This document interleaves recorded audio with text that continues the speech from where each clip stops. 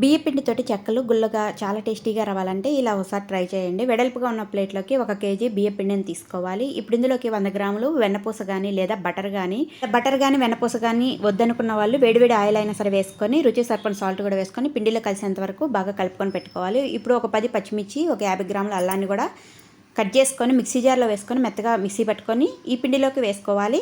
ఇప్పుడు ఇందులోకి 1 స్పూను జీలకర్ర, అలాగే సన్నగా తరిగి పెట్టుకున్న కరివేపాకు, ఒక 2 గంటల పాటు నానబెట్టి ఉంచిన పెసరపప్పును కూడా వేసుకొని ఫస్ట్ వీటన్నిటిని పిండిలో కలిసేంత వరకు బాగా కలుపుకోవాలి.